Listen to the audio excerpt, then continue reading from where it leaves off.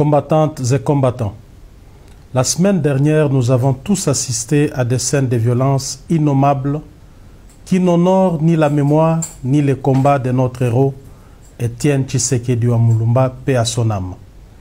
L'UDPS a fait de la non-violence son cheval de bataille et un axe stratégique de son combat politique. Rien, mais alors rien ne peut justifier une telle violence gratuite et aveugle au sein de notre famille politique, entre nous et contre les responsables du parti. Au nom de la présidence du parti, je condamne fermement les derniers actes de violence perpétrés dans l'enceinte de notre permanence, sanctuaire de la démocratie. Tout en déplorant les dégâts causés, je compatis à la souffrance morale et physique des victimes et leur exprime toute ma sympathie. Revendiquer et exprimer ces idées sont des actes à la fois démocratiques et légitimes. Mais les faire avec violence, c'est totalement antidémocratique et contraire à notre idéal de combat. La violence ne saurait prendre le dessus sur notre détermination à prôner la non-violence, seule arme contre la barbarie. Je voudrais ici saisir cette occasion pour rendre un hommage mérité aux forces de l'ordre dont le travail a été remarquable. Les individus dangereux qui sont à la base de ces incidents malheureux seront identifiés et déférés devant la justice. Aussi, les sanctions disciplinaires doivent-elles s'appliquer à l'encontre de tous ceux qui confondent la liberté d'expression avec la violence. À l'initiative de nos pères fondateurs, l'UDPS a été créée en tant que parti politique avec un idéal et des objectifs à atteindre qui nécessitent un comportement digne. J'en appelle donc à la conscience et au sens élevé des responsabilités de chacun de nous, afin que cessent immédiatement les actes ignobles, sans intérêt et qui n'élèvent pas notre parti. La discipline ainsi que le respect dû à la hiérarchie doivent désormais être des mises enfin d'assurer le fonctionnement correct et harmonieux de nos structures. Combattantes et combattants, nous avons traversé des moments plus difficiles que celui-ci. Ensemble, nous avons toujours été capables de transcender nos égos au profit de l'intérêt commun. J'attire votre attention sur le fait qu'à chaque tournant important de notre histoire, notre parti a toujours été l'objet de menaces de déstabilisation.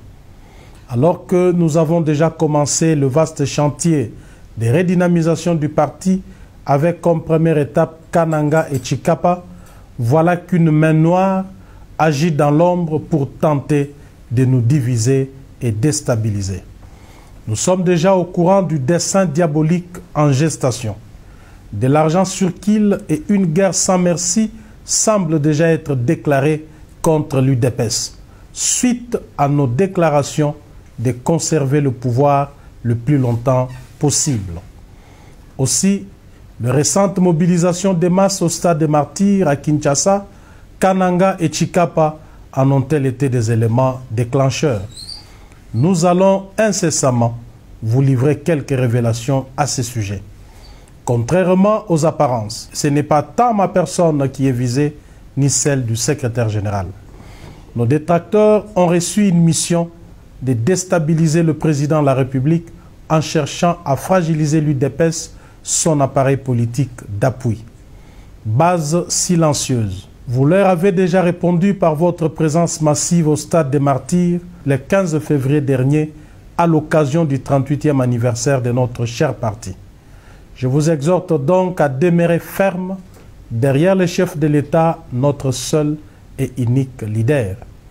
Combattantes et combattants, je voudrais ici, bien que l'ayant assez souvent expliqué, revenir sur des questions qui suscitent encore débat au sein de notre famille politique. Il s'agit en effet de l'intérim du président du parti, du mandat spécial et de l'article 26 de nos statuts, lesquels stipulent, je cite, « En cas de décès, de démission, d'empêchement définitif, d'expiration des mandats ou d'interdiction d'exercer du président du parti, un directoire composé du président en exercice de la Convention démocratique du parti, du secrétaire général du parti, et du président de la commission électorale permanente du parti assume son intérim pour un délai ne dépassant pas 30 jours, au cours duquel il est tenu de convoquer une session extraordinaire du Congrès en vue de l'élection du nouveau président du parti.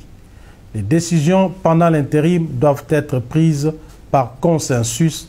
Fin des citations. Au regard de nos statuts, l'élection de notre président du parti à la magistrature suprême le 30 décembre 2018 n'est les placer nullement dans une situation d'empêchement définitif ni dans celle d'interdiction d'exercer.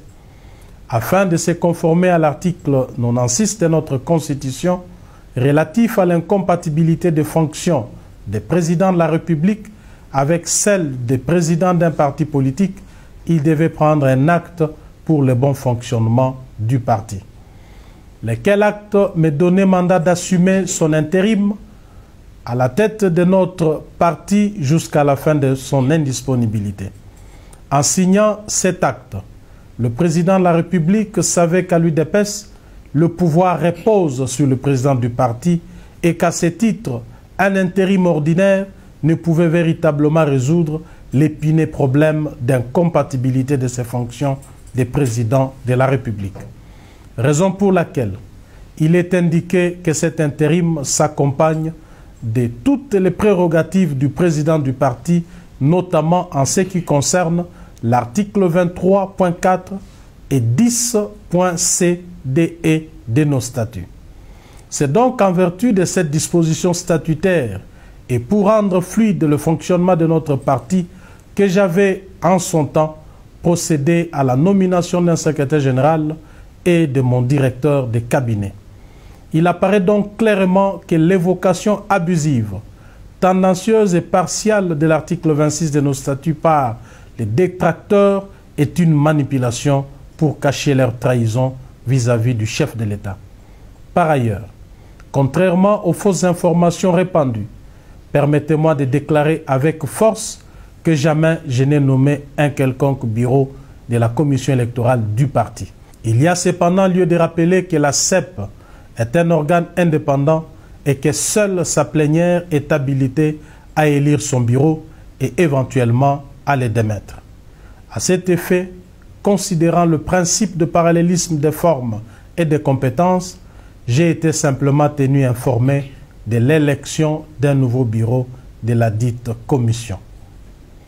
Après vérification de la légalité et de la régularité de la procédure, et dans le souci d'éviter la cacophonie au sein d'une structure aussi importante du parti, j'ai pris acte de cette élection et signé la décision portant investiture du nouveau bureau fraîchement élu. Dans le même ordre d'idées, j'annonce que dans les tout prochains jours, d'importantes décisions seront prises dans le cadre de la redynamisation et de la restructuration du parti. Combattantes et combattants, je connais vos attentes et aspirations en rapport avec le travail, les études et la santé. Vous avez raison d'espérer une vie meilleure. C'est aussi l'idéal pour lequel nous avons combattu des années durant et qui est encore à nos yeux d'actualité. Le chef de l'État, avec son gouvernement, ne ménage aucun effort pour attirer des investisseurs dans notre pays, créer des emplois et donner du travail aux Congolais. Ces combats, la présidence du parti les mène en collaboration avec le gouvernement. Cependant, il n'est pas vrai, honnêtement parlant, d'affirmer qu'aucun combattant n'a trouvé du travail jusqu'à ce jour pour le compte du parti. Certains parmi nous travaillent déjà à la présidence de la République, dans des cabinets ministériels et même dans mon cabinet à l'Assemblée nationale. Nous savons qu'il faut faire davantage. Il est tout aussi important de rappeler les difficultés avec lesquelles nous avons accédé au pouvoir et l'état dans lequel nous avons trouvé ces pays. Il y a encore beaucoup à faire, raison pour laquelle je sollicite votre indulgence et votre compréhension. Dans les jours à venir, je mettrai en place un cadre exceptionnel de rencontres pour vous écouter et échanger. Combattantes et combattants, je vous connais et vous me connaissez aussi. Contrairement à ce qui s'est dit, ni le secrétaire général, ni moi-même n'avons changé par rapport à nos engagements. Notre implication reste intacte. Dépassons-nous, demeurons unis et aidons le président de la République à apporter des solutions aux problèmes de la nation. Que vive la mémoire de nos pères fondateurs, que vive l'UDPS, je vous remercie.